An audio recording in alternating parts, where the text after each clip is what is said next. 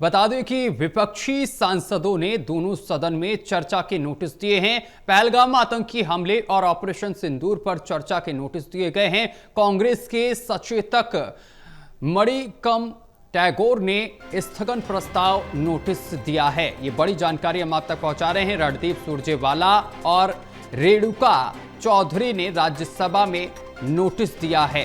कांग्रेस सांसद नसीर हुसैन ने भी स्थगन प्रस्ताव का नोटिस दिया है। अन्य विपक्षी पार्टियों के नेताओं ने भी नोटिस दिए हैं। ये बड़ी जानकारी हम आप तक पहुंचा रहे हैं। सदन शुरू होने से पहले ये नोटिस दिए गए हैं विपक्षी सांसदों की तरफ से।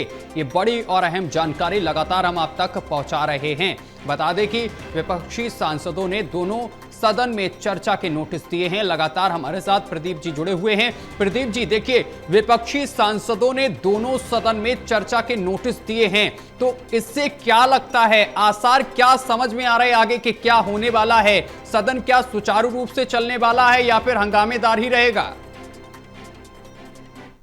देखिए, अलग अलग पार्टियों के सांसदों ने, विपक्षी सांसदों ने नोटिस दिए हैं, चर्चा की मांग की है। कार्य स्थगन प्रस्ताव के तहत चर्चा होनी चाहिए। पहलगाम आतंकी हमला, वो जो चूक रही है, सुरक्षा चूक, आतंकी अभी तक नहीं पकड़े गए हैं, उसको लेकर भी लगातार विपक्ष ने सवाल उठाए हैं और इसलिए इस पर चर्चा की मांग की गई है। इसके अलावा जो ऑपरेशन सिंदूर हुआ और उसके बाद जो राष्ट्रपति ट्रंप के दावे रहे हैं, तो इस पर जवाब मिलना चाहिए। और सीज फायर को लेकर सरकार पहले ही साफ कर चुकी है कि वो आग्रह था, पाकिस्तान की ओर से गुहार लगाई गई थी और उसके बाद ही ये सीज फायर किया गया था। तो इसमें किसी तीसरे पक्ष की मध्यस्थता को नकार दिया गया था। विदेश मंत्रालय की ओर से बयान दिया गया। विदेश सचिव ने जब पिछले दिनों बयान दिया था, जो कि राष्ट्रपति ट्रंप से बातचीत हुई थी पीएम मोदी की, उसके बाद ये बयान आया था और उसमें सीधे तौर पर कहा था कि कोई मध्यस्थता अमेरिका की इसमें नहीं थी।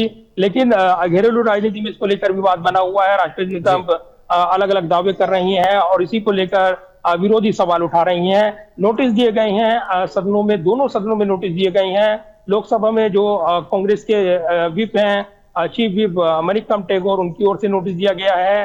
राज्यसभा में कांग्रेस सांसद रणदीप सुरजेवाला, रेणुका चौधरी की ओर से नोटिस दिया गया है। अन्य पार्टियों की सांसदों ने नोटिस दिए हैं। इसके अलावा जो बिहार का एसआईआर मुद्दा है, इसको लेकर भी जो कांग्रेस सांसद है नासिर हुसैन, उन्होंने राज्यसभा में नोटिस दिया है। तो अलग अलग मुद्दे छाए रहेंगे और इसको लेकर कार्य स्थगन प्रस्ताव, अलग अलग दोनों सदनों के जो नियम है उसमें तुरंत कार्य स्थगित कर चर्चा कराई जाए, ये मांग विपक्ष के सांसद कर रहे हैं। लिहाजा इनको मंजूरी नहीं मिलेगी, ये साफ तौर पर दिखता है और ऐसे में विपक्ष विरोध करने वाला है, ये भी साफ तौर पर नजर आता है। तो ऐसे में सत्र के पहले दिन की कार्रवाई वो हंगामेदार रह सकती है, इस तरह के आसार नजर आ रहे हैं। हालांकि देखिए प्रदीप जी, बीजेपी की तरफ से ये कहा गया है, एक बयान जारी किया गया है कि अगर विपक्ष अपने तमाम मुद्दों को उठाएगा तो हम उसका जवाब भी देंगे। तो ऐसे में कहीं ना कहीं ये भी लग रहा है कि यहां पर हंगामेदार ना होने के आसार हैं। जिस तरीके से सत्ता पक्ष की तरफ से कहा जा रहा है कि हम शांतिपूर्ण तरीके से सभी सवालों के जवाब देंगे।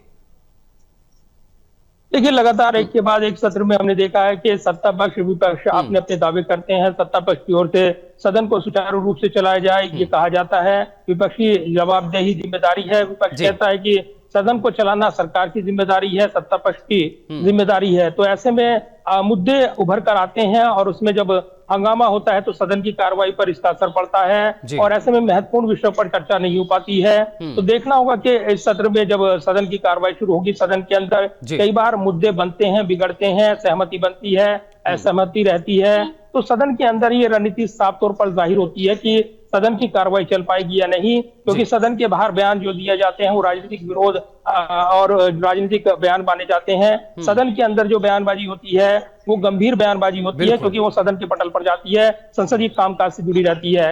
लिहाजा वहां क्या रणनीति रहती है विरोधी दलों की, क्या वो लामबंद होते हैं और किस तरीके से आक्रामक रहते हैं, ये तमाम ऐसे सवाल हैं जिनके जवाब सदन की कार्रवाई के अंदर मिलेंगे। लेकिन अलग अलग मुद्दे हैं, अलग अलग नोटिस दिए गए हैं, ऐसे में सदन सुचारू रूप से चल पाएगा, इसको लेकर संदेह जताया जा रहा है। जी, बहुत शुक्रिया आपका प्रदीप जी, हमारे साथ जुड़ने के लिए और तमाम जानकारी साझा करने के लिए। यहां रुकेंगे एक छोटे से ब्रेक के लिए। ब्रेक के उस पार खबरों का सिलसिला लगातार जारी रहेगा।